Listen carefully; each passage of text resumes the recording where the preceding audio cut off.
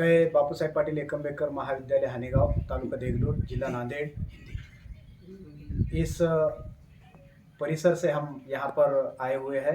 हानेगांव, खुतमापुर, कोकलगांव, यहाँ के परिसर में यह मुने गांव का मारुति, यह एक ऐतिहासिक पहचान यहाँ की है। इस मारुति मंदिर को देखने के लिए हम यहाँ पर आए हुए हैं। महाविद्यालय के सभी अध्यापक तथा छात्र सभी लोग यहाँ पर उपस्थित हैं। इस मुने गांव के मारुति की महिमा, इसकी ऐतिहासिकता, इसकी प्राचीनता और इसके लिए लोगों के मन में जो भावना है, तो वो सद्भावना, उसको देखने के लिए, इसका इतिहास पहचानने के लिए, इसके बारे में जानकारी चाहने के लिए आज हम यहाँ पर उपस्थित हुए सभी लोग यहाँ पर आए हुए हैं। हम सबसे पहले यहाँ पर इस मुने गांव के मारुति की यहाँ पर हम आरती करना चाहेंगे। इस भगवान की प्रार्थना हम यहाँ पर करना चाहेंगे। इस प्रार्थना होने के बाद हम इसका इतिहास क्या है, इसकी क्या जानकारी है, इसकी पार्श्वभूमि क्या है, यह सब जानकारी हम यहाँ पर आगे देखेंगे। हमारे संस्था के जो कार्यवाहक है यहाँ पर आज उपस्थित है, माननीय डॉक्टर चरण सिंह जी राठौड़ साहब यहाँ पर आए हुए हैं। उनके हाथों से हम सर्वप्रथम यहाँ पर इस भगवान की, इस ईश्वर की, मुने गांव के मारुति की हम यहाँ पर आरती करेंगे और इस आरती के बाद हम इस मंदिर का, इस परिसर का इतिहास उनसे यहाँ पर जानने का प्रयास करेंगे।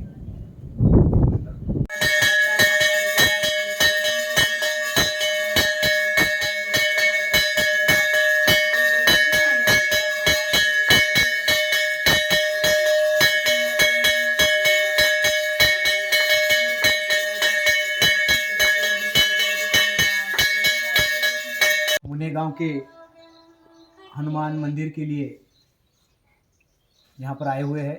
यहाँ पर एक हनुमान मंदिर है जो कि प्राचीन मंदिर है। इस मंदिर का इतिहास बहुत बड़ा है।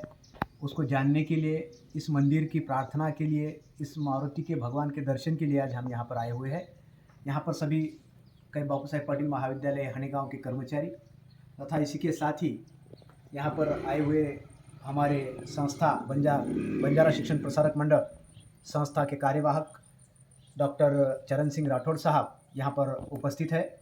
इसी के साथ साथ सबसे पहले हम इस मंदिर के जो पुजारी है, उन पुजारी के साथ हम यहाँ पर वार्तालाप करने वाले हैं और इस मंदिर के बारे में, मंदिर का इतिहास हम यहाँ पर जानने वाले हैं। तो इनको हिंदी नहीं आती है उतनी, इसके लिए हम इनके साथ मराठी में वार्तालाप करेंगे। महाराज, या ठिकाणी जे मंदिर उभा टाकलेलं आहे, तर हा मंदिर किती वर्षापूर्वीचा आहे, किती जुना आहे? हे मंदिरचं जुनं नवीन परवा झाले हां 35 वर्ष झालं. हां पहिले पोळ होतं, पोळामध्ये होतं. हां पण ही मूर्ती जी आहे मारुतीची, तर ही मूर्ती केव्हापासूनची आहे, कधीपासूनची कमी आहे? म्हणजे जवळजवळ 400 वर्षाची मूर्ती आहे. 400 जवळपास 400 वर्षापूर्वीची ही भगवंताची मूर्ती आहे। या ठिकाणी या मूर्तीची स्थापना नेमकं कोणी केली व काय याच्या पाठीमागचा इतिहास आहे? आता इतिहास काय, ते मुनी लोकच केलेले. मुनी लोक करून बसून गेले, सोडून निघून गेले ते.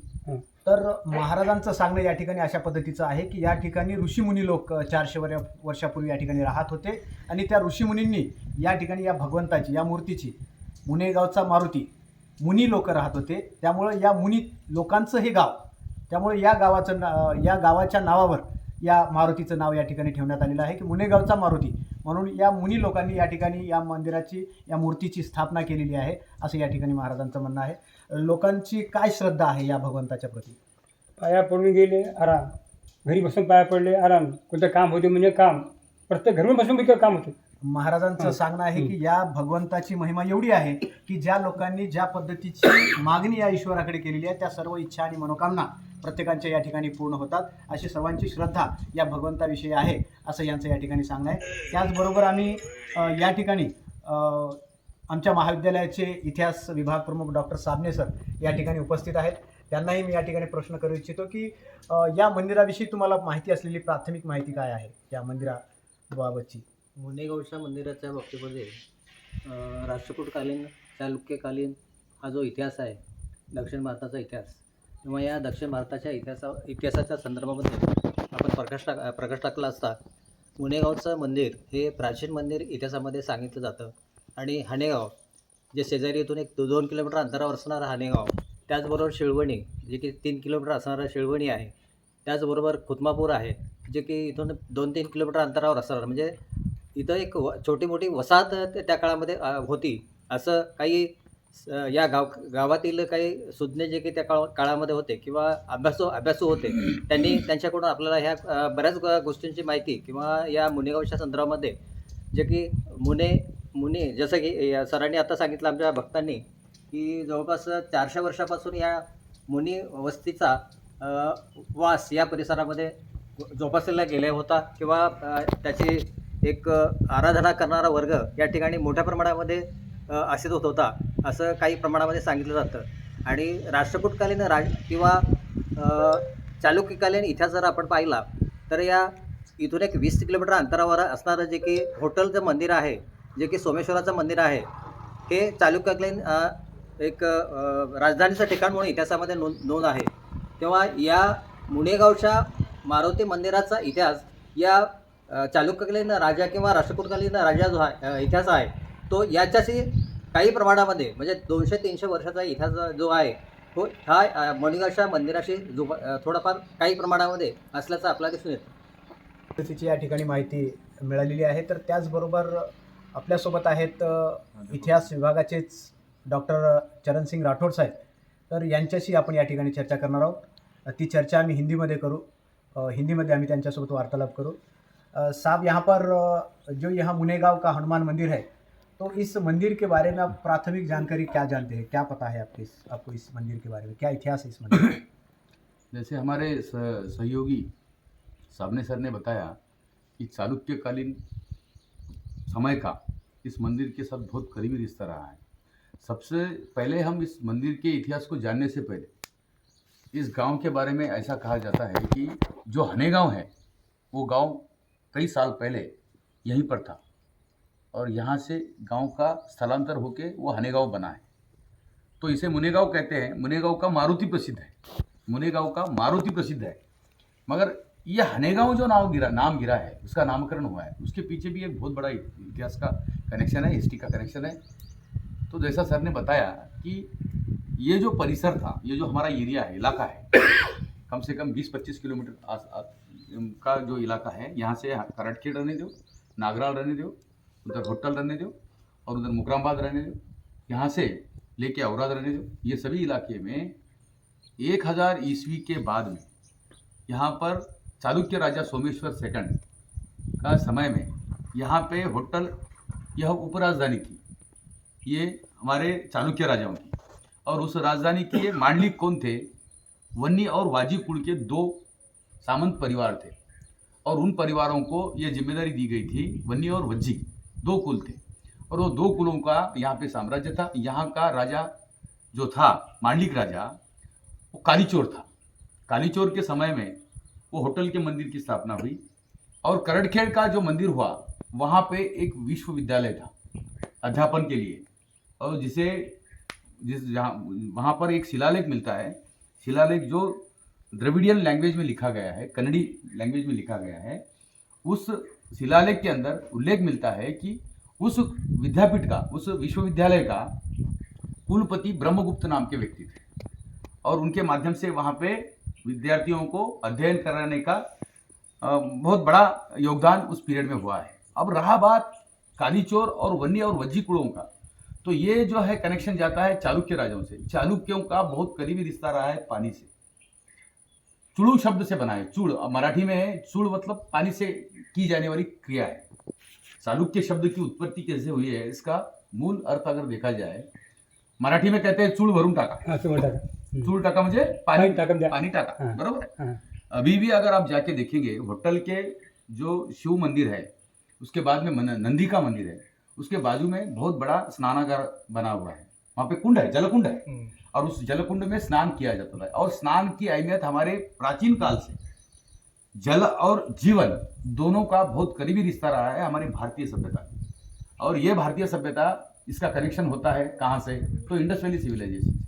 तो इंडस वैली सिविलाइजेशन का पतन होने के बाद, पतनोपरांत ये लोग जब दक्षिण में आए, जहाँ जहाँ पर अपने मांडलिक बनाकर जहाँ जहाँ पे राज्य स्थापित किए, जैसे राष्ट्रकूट हो, जैसे चालुक्य हो, जैसे तुलु साम्राज्य के लोग हो, या दक्षिण के चेरी रंदे हो, और जो भी साम्राज्य बने हैं वो सभी दक्षिण भारत के साम्राज्यों का इनसे बहुत करीबी रिश्ता है. तो ये चुड़ू से चालुक्य बने, वो चालुक्यों का संबंध इन राजाओं से क्यों था? तो वो चालुक्य का साम्राज्य आने वाला जो किष्किंधा नगरी जिसे कहते हैं, रामायण में उल्लेखित किष्किंधा नगरी किसे कहते हैं? वाली और सुग्रीव की। उस समय में जहाँ पे आज के ज़माने में कहा जाता है कि हम्पी जिसे कहते हैं, वहाँ पे बजरंगबली हनुमान जी रहते थे और राम वनवास के बाद इधर आए थे। और ऐसा भी कहा जाता है कि मुखेड़ के मार्ग से श्रावण अपने पिता को कहा जाता है ना, मुखेड़ से होते हुए हमारे इस हनेगांव परिसर से गुजरे हुए थे। और यहीं पर कहीं तो भी मेरे ख्याल से दशरथ ने शिकार करते हुए उनके माता पिता जी का देहांत हो गया था। ऐसी भी बहुत सारी लोक कथाएं इस परिसर में मिलती है, तो वो रामायण से भी ये इलाका जुड़ता है। मगर रही बात ये हनेगांव की, हनेगांव का और हनुमान का क्या कनेक्शन है? तो दक्षिण भारत में अब हनुमान का कनेक्शन इसलिए है कि द्रविडियन सभ्यता का जहाँ पे भी उल्लेख मिलता है, जिनकी हुनवट मतलब जिसकी ये हुनवट कहते हैं ना, जो बड़ी होती है, जैसे कि हनुमान जी की थी, इसकी हुनवट बड़ी थी, वही लोग वो लोगों को हनुमान को पूछते थे। और वही लोग यहाँ पे हनेगांव में आए। हनेगांव मतलब हनेगांव के मारुति से बहुत करीबी रिश्ता रहा। तो ये नरगण के वंशज है। जो नरगण वहाँ सुग्रीव और वाली का जो नरगण था, उससे इसका बहुत करीबी रिश्ता रहा है। अब रहा बात यहाँ पे वानिया और वज्जी जो कुल थे, कालीचोर राजा के जो कुल थे, उस कुलों का और ये परिसर का कैसा कनेक्शन है? अब देखो, यहाँ पे शिलवनी नाम का गांव है। ये शिलवनी जो है, वन्नी कुल के लोग आके यहाँ पे बसे, वन्नी कुल के लोग यहाँ पे आके बसे, इसीलिए वो शिलवनी है। क्योंकि वहां पे ज्यादा से ज्यादा मात्रा में वहां पे पत्थर निकाला जाता था। किस लिए? बांधकाम के लिए, इसलिए उसका नाम शिलवनी कहा गया है। और वज्जी कुल के लोग हमारे इलाके में आने वाले, हमारे कॉलेज से, हमारे बापू साहेब पढ़ले अंबेडकर महाविद्यालय से 2 या 2.5 किलोमीटर दूरी पर वज्जर नाम का गांव, तो वज्जी कुल के लोग वज्जर में रह गए। आज भी वहां पे डेम्माले, चोरमल्ले, ढाले है या नहीं है? तो ये मल्ल लोगों से कनेक्टेड है।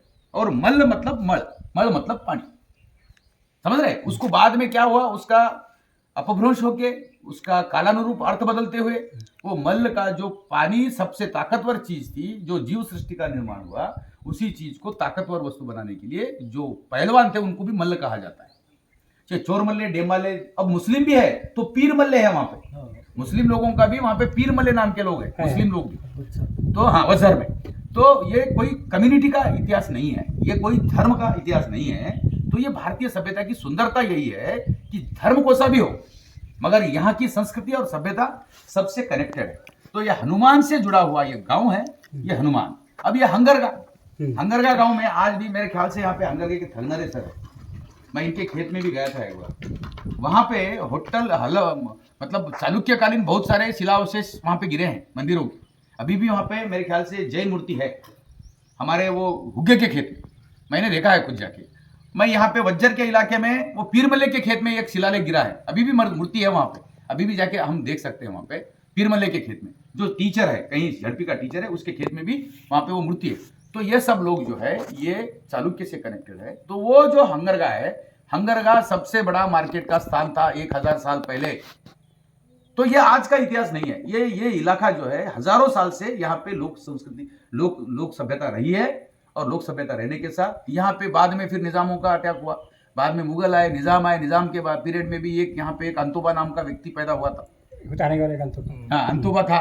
फिर उस अंतोबा के साथ में बहुत सारे क्लेशेस हुए, बहुत सारे स्थापित लोग थे यहाँ के, उन लोगों के साथ उनका युद्ध हुआ, फिर अंतोबा की हत्या हुई, फिर अंतोबा को वहाँ पे लिया के बोंती में काटा गया। वो अलग अलग तरीके से उसका इतिहास का वर्णन मिलता है, उसको हम अलग तरीके से एक बार बनाएंगे और उसके बारे में भी एक टूर हम रखेंगे। तो ये जो हनेगांव है, हनेगांव पूरे तरह से हनुमान जी से कनेक्टेड है, हनुवट्टी वाले द्रविडियन सभ्यता से मिला हुआ सभ्यता के लोग हैं। यहाँ पे ज्यादातर मेरे ख्याल से मराठों से ज्यादा लिंगायत लोग हैं हनेगांव में।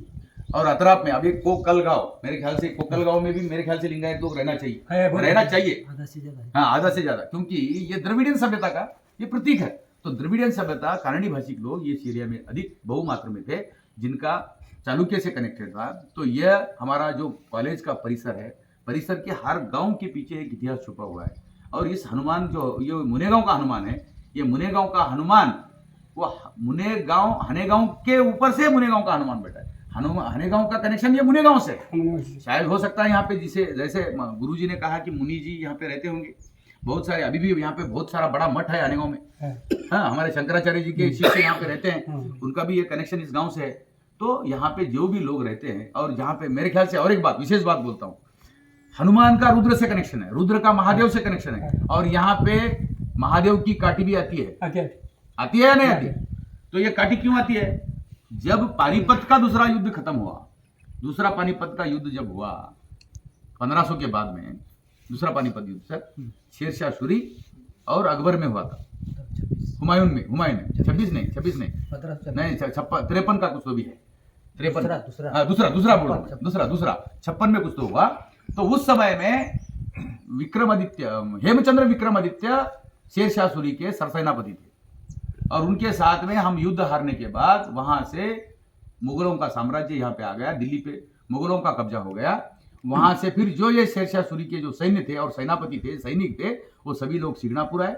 वहां से फिर इधर एरिया में उनका विस्तार हुआ, और यहाँ से मुकरामबाद भी बहुत कनेक्टेड है, निजामों की बहुत, मुकरामबाद में निजामों की जेल थी। मुकराम बादशाह नहीं था वो, हाँ मुकराम बादशाह नहीं, मुकराम वहां का मांडलिक था, और ठाणा कुसनूर वहां पे ठाणा था, ठाणा था। तो ये ठाणे जो है ना, ये ठाणे थे, और ये हमारा बुंती जो है धान्यागार का बहुत बड़ा भंडार का घर था, यहाँ पे धान्य जमा करते थे। इसीलिए ये इलाके का बहुत ही ट्राइब लोगों से और सभी प्रस्थापित लोगों के साथ भी ऐतिहासिक संबंध है। तो इसके साथ में हम इस परिसर में आके एमेकर सर हिंदी का प्रसार और कन्नड़ का, मराठी का और तेलुगु का भी इस इलाके में बहुत बड़ा प्रभाव रहा है। इस इलाके में तेलुगु भाषा भी बोली जाती है, कन्नड़ भाषा भी बोली जाती है, मराठी भाषा भी बोली जाती है, और हिंदी भाषा भी बोली जाती है। इसलिए ये पूरे सम्मिश्र भारत का एक अच्छा रूप अगर देखना है तो देगलूर में आओ, और देगलूर में आने के बाद हनेगांव आओ, और हनेगांव आने के बाद ये मुनेगांव को मुलाकात करो, और मुनेगांव का इतिहास जाना है तो बापू साहेब पाटली एकम्बेकर के हिस्ट्री डिपार्टमेंट में जाओ। वहां पे हिस्ट्री डिपार्टमेंट के लोग आपको जिस तरह से आपको गाइड करना चाहिए उस तरह से आपको गाइड करेंगे। यही इसका पीछे का इतिहास है सर। 3 गावचं शहर आहे ना, इकडे हानेगाव, हे वाडी, आणि इथं काही खोतमा बाउंड्रीवर आहे तिघाचं असं त्याच्या पलीकडे कोकलगाव आहे। कोकलगाव आहे पलीकडे। बहुत ही सुंदर जानकारी हमें आज यहाँ पर मिली हुई है। हमने देखा कि इस मंदिर के पुजारी हो, महाविद्यालय के हिस्ट्री डिपार्टमेंट के प्रमुख हो, तथा उसी के साथ साथ अच्छे खासे इतिहास के जानकार डॉक्टर चरण सिंह राठौड़ साहब हो। इन्होंने अच्छी खासी जानकारी इस मुनेगांव के मारुति के बारे में दी है। इस मंदिर की श्रद्धा, भक्ति, भावना आज भी लोगों को बांधे हुए है। लोग यहाँ पर हज़ारों की तादाद में यहाँ पर आते हुए दिखाई देते हैं। हर एक सन हो, उत्सव हो, यहाँ पर बहुत ही खुशी से और उत्साहपूर्ण रूप से यहाँ पर मनाया जाता है। यह जानकारी आज हमने यहाँ पर ली है। इस जानकारी के लिए मैं उपस्थित सभी लोगों का यहाँ पर धन्यवाद व्यक्त करता हूँ। सभी के लिए शुक्रिया।